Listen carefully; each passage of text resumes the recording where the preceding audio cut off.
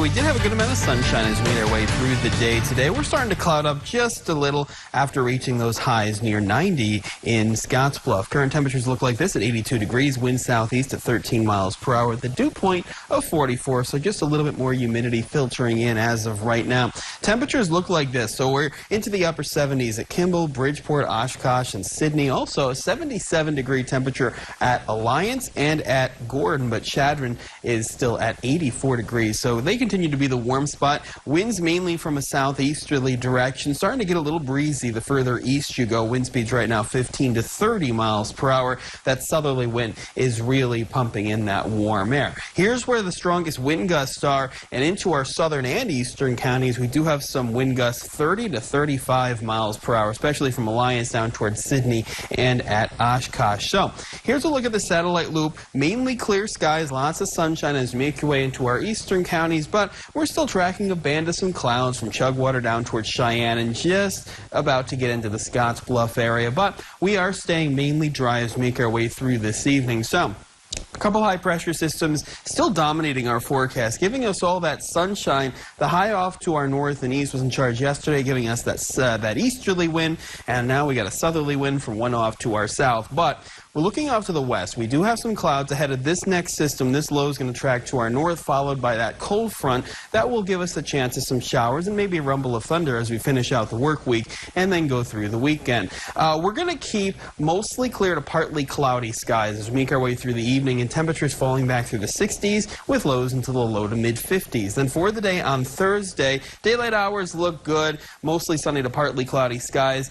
Just a very slight chance of some showers, maybe a rumble of thunder after highs once again into the mid to upper 80s. And we'll do it all again on Friday. The best chance of some showers and storms on Friday will be into the late evening or even the overnight, and temperatures fall back into the mid to upper 70s for high temperatures. Here's a look at Hurricane Ian right now. Did hit around, say, just north of Fort Myers earlier this morning. It hit as a Category 4 hurricane. That is 150 mile per hour winds. Right now down to 130. We expect that to dissipate even further as we go through time, moving north-northeast at 8 miles per hour, continuing on its track, but it has slowed down a little, and it is currently just off to the north and east of Fort Myers. So by the time it gets to Orlando, during the morning hours tomorrow, should be a Category 1 hurricane around 85 miles per hour. Goes back into the warm waters of the Atlantic and makes a second landfall around Savannah, Georgia, into portions of southern South Carolina. That happens Friday around 2 p.m., and it stays around 65 miles per hour at tropical storm strength before it does dissipate over portions of western North Carolina. That is around Saturday afternoon. We'll keep our eyes on that one, but a major hurricane still ongoing. Areas from Tampa down toward Fort Myers and Orlando really feeling it as of right now. As for us, 87 tomorrow, just a slight chance of some showers and storms, then a better chance Friday into Saturday, partly to mostly cloudy, temperatures falling back through the 70s, lower 70s Sunday and Monday. We'll keep at least a chance of some showers and storms all the way through Tuesday. We'll have a high of 67, drying out with partly cloudy skies Wednesday, a high of 70. Angel? Thanks, Justin.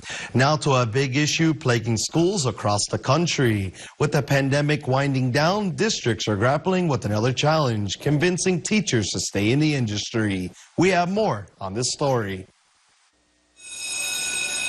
School bells are starting to sound like alarm bells in districts across the country.